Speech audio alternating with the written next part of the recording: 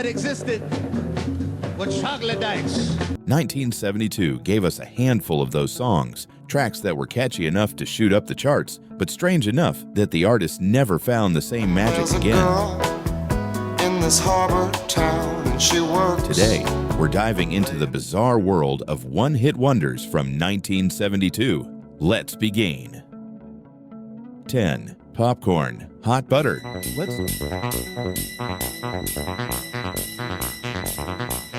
Let's start with a track that doesn't even have lyrics, yet somehow defined 1972's quirky side. Popcorn by Hot Butter. This was one of the earliest electronic hits to break into the mainstream.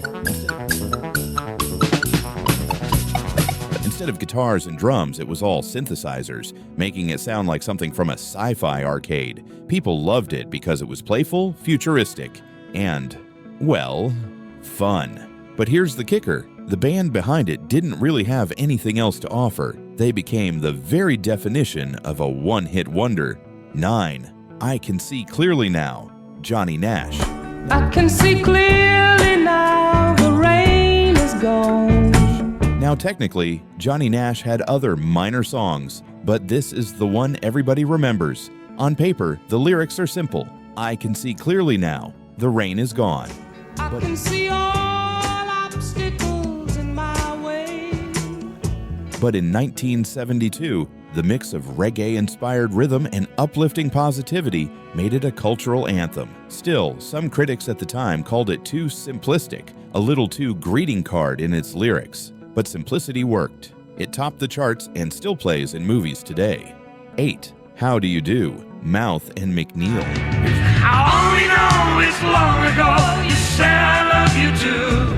Here's a strange one. A Dutch duo with a goofy name singing a chorus that's basically, how do you do? Uh-huh. I thought, why not? Na na na na na. How do you do?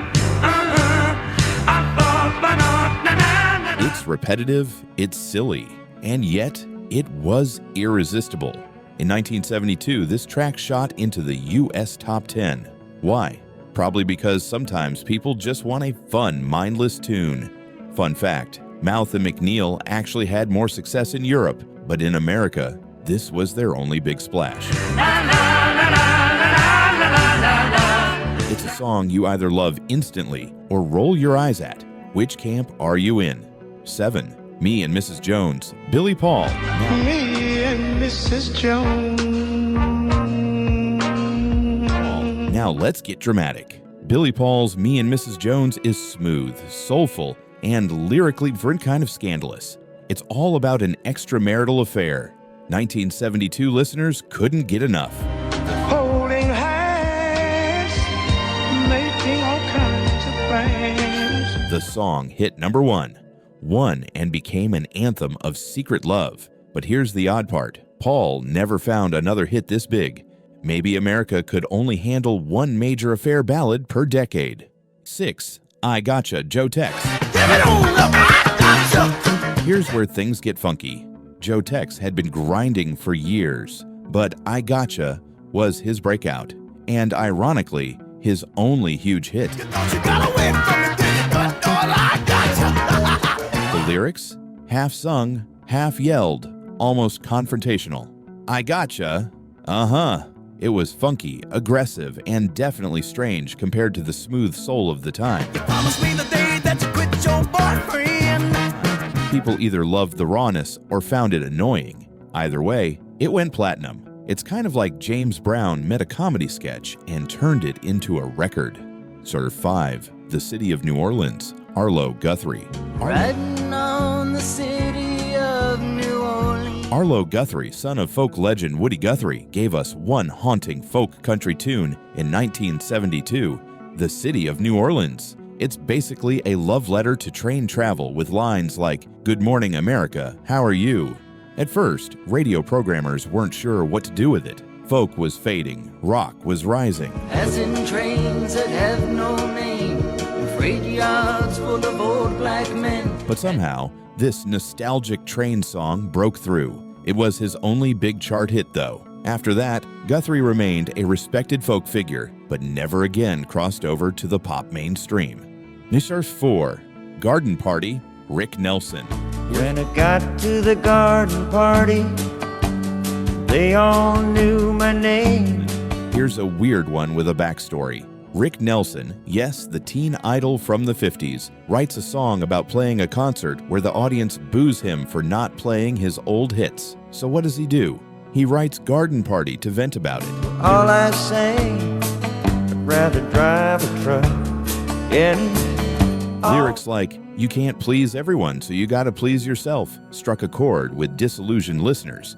It hit the top 10 in 1972.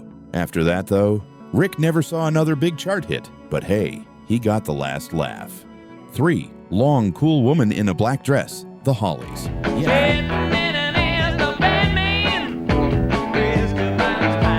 Yes, the Hollies were big in the UK, but in the US, this swamp rock anthem was their lone massive hit in 1972. What's strange is the delivery.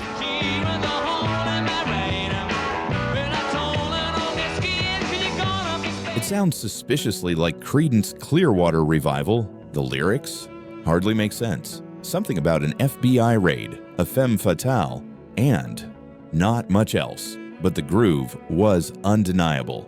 Sometimes the oddity works. Listeners didn't care what the song meant. It just sounded cool. Number 2, Troglodyte Caveman, the Jimmy Castor Bunch. When the only people that existed were troglodytes. Now this one might be the strangest of them all. A funky spoken word comedy track about cavemen clubbing women and discovering funk. Yes, that was a hit in 1972. When he got tired of dancing alone, he'd check out his mug, look in the mirror, you know.